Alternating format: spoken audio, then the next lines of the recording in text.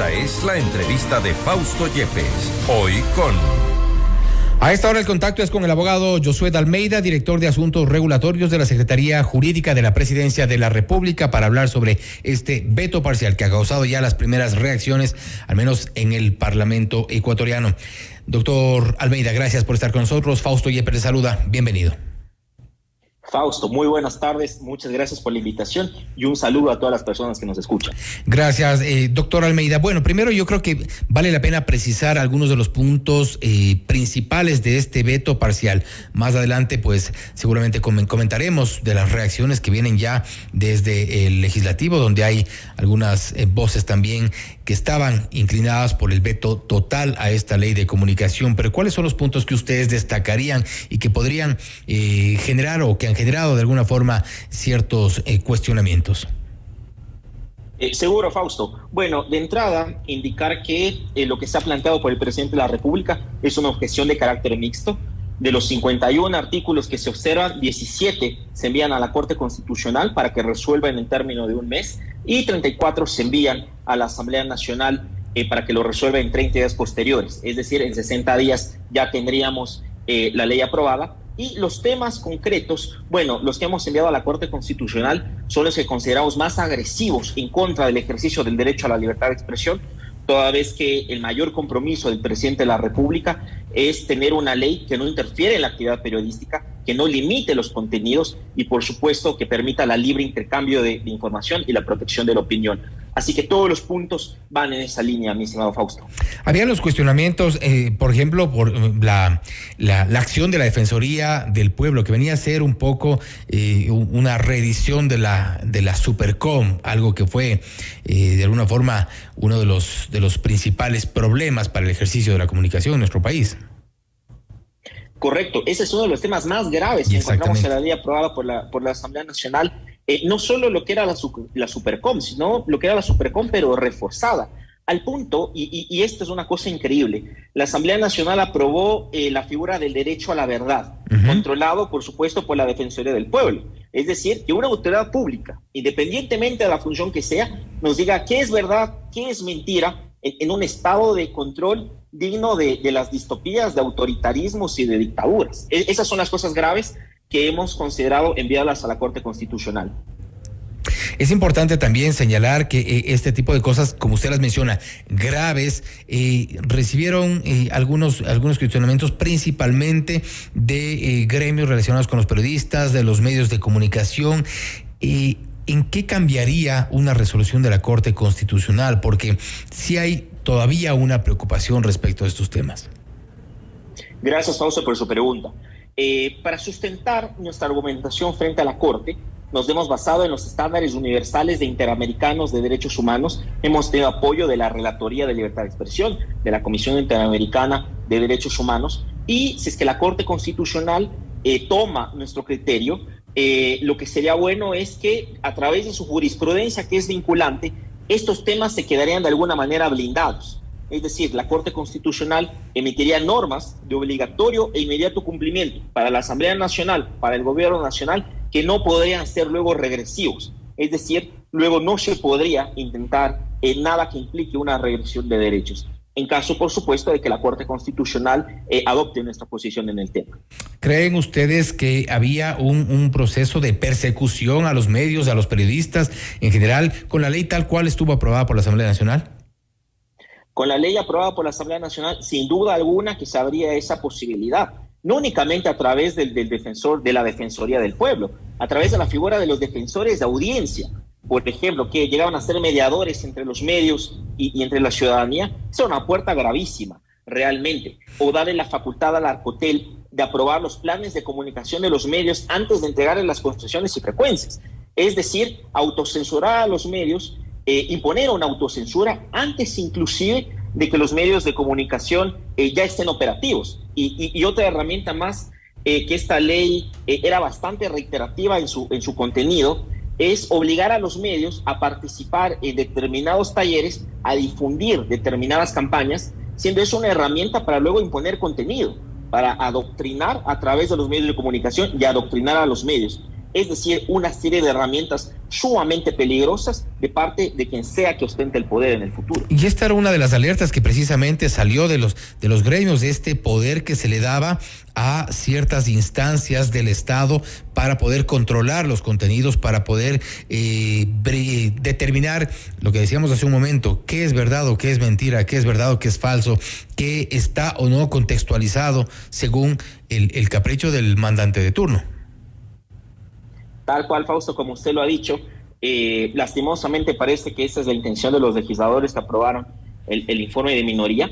El compromiso del presidente de la República es eliminar cualquier ápice que pueda quedar de ese estado regulador de la comunicación y se agotarán todas las medidas en este sentido. Y lo que usted dice, Fausto, es completamente cierto y la verdad fue muy grato para nosotros cuando organizamos mesas de trabajo en varias ciudades del país.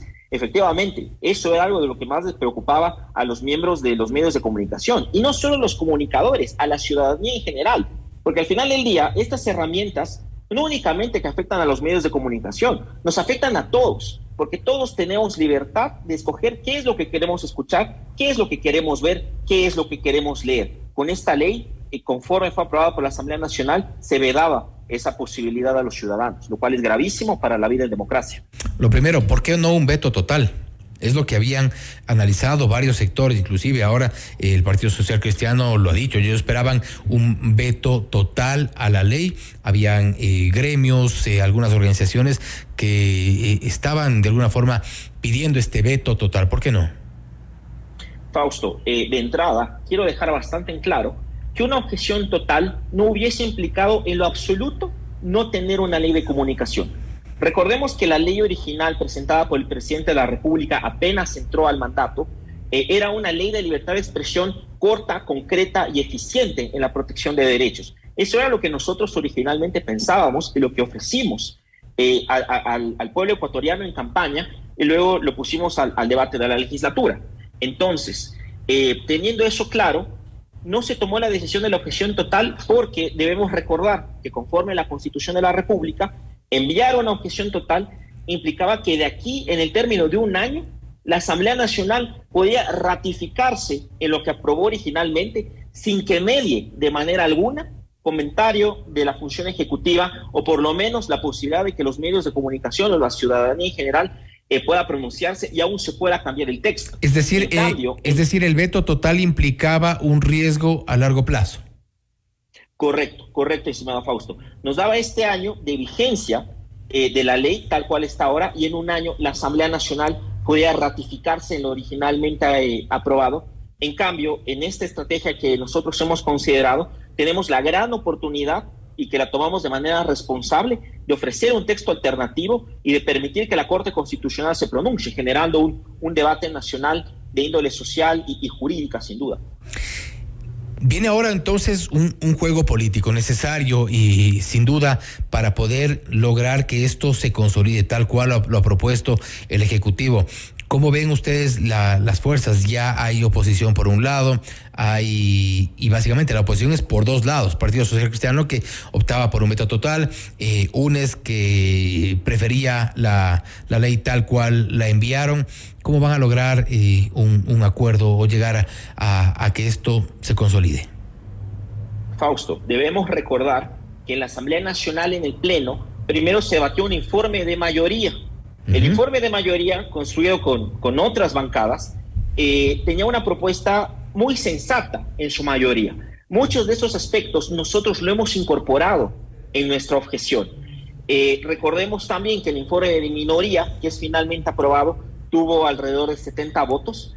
Para ratificarse la Asamblea Nacional en su texto necesita 91 votos, pero al margen de las sumas y restas de votación, nosotros tendremos una política de diálogo completamente con las bancadas. Entendemos que hay puntos que podemos estar de acuerdo, vamos a apelar a ello, tomando en base el informe de mayoría principalmente, y también recordar que los 17 puntos más importantes o los más agresivos en contra de la libertad de expresión serán enviados a la Corte Constitucional, donde antes que un análisis político opera un análisis jurídico completamente. El análisis jurídico, sin embargo, no es necesariamente parte del juego político en la Asamblea Nacional. Sí, Fausto, sin duda alguna. los 34 artículos que estamos mandando a la Asamblea Nacional, por supuesto que tienen un debate de índole política, pero nuevamente se dialogará con todas las fuerzas políticas. Esperamos encontrar puntos de consenso sobre el texto. Reitero, se han tomado muchos aspectos del informe de mayoría y apelaremos a la razonabilidad de los legisladores en ese sentido. Para desmenuzar un poco más el tema ya como tal del veto, se hablaba también en la ley original de las sanciones y dejaba abierta una puerta para eventuales sanciones. No se especificaba, pero podía quedar abierta la puerta para sanciones penales. ¿Cómo quedó esta parte del articulado? Gracias, Fausto, por su pregunta. El texto aprobado por la Asamblea Nacional era tan vago, tan amplio, tan ambiguo, que hablaba de responsabilidad de los periodistas por sus expresiones en el ámbito civil o de cualquier otra índole, cuando realmente... Le hace que podía ser el ámbito penal. Correcto, cualquier cosa podía entrar ahí. Ámbito penal, ámbito administrativo de parte de la autoridad de turno, lo cual es completamente en contra de los estándares universales de derechos humanos que exigen que las sanciones a periodistas sean claras, sean específicas. Así que este es uno de los temas que nosotros hemos enviado a la Corte Constitucional con una argumentación de que esto no puede ser posible. Por lo que digo, las sanciones deben ser claras y nadie puede ser sancionado por expresar sus opiniones. Basan su argumentación en los estándares internacionales. Correcto, Fausto, le comento. El secretario general jurídico y el subsecretario general jurídico viajaron a Washington a reunirse con representantes de la Relatoría de Libertad de Expresión de la Comisión Interamericana de Derechos Humanos, donde estas autoridades de carácter interamericano nos expresaron su preocupación sobre la ley actualmente propuesta por la Asamblea y nos aportaron insumos con los que construimos la objeción. En ese sentido, gran parte de nuestra propuesta está fundamentada en estos principios. Principios que son de aplicación universal y eso vale la pena destacar. Correcto. En cuanto al ejercicio periodístico. Bueno, esperemos, habrá que ver la respuesta por parte de la Corte Constitucional y también cuál es la respuesta en el ámbito político ya en la Asamblea Nacional. Estaremos pendientes, daremos seguimiento también para ir desmenuzando de a poco este veto parcial mixto a la ley de comunicación. Abogado Almeida, gracias por estar con nosotros. Fausto, muchas gracias a usted. Una buena tarde con todos. Ha sido el abogado Josué Almeida, director de Asuntos Regulatorios de la Secretaría Jurídica de la Presidencia de la República, hablando sobre el veto parcial mixto a la ley de comunicación. Una parte ha sido remitida a la Corte Constitucional y otra parte para la Asamblea Nacional. Hay algunos cambios importantes que se ha hecho respecto de este cuerpo legal, principalmente en cuanto a las sanciones que preveía la primera ley aprobada por la Asamblea Nacional en contra de periodistas, medios de comunicación y esta amplitud que demostraba para el control de la labor periodística. Los temas sin duda serán polémicos ya para de aquí en adelante. Esto es Notimundo Estelar, siempre bien informados.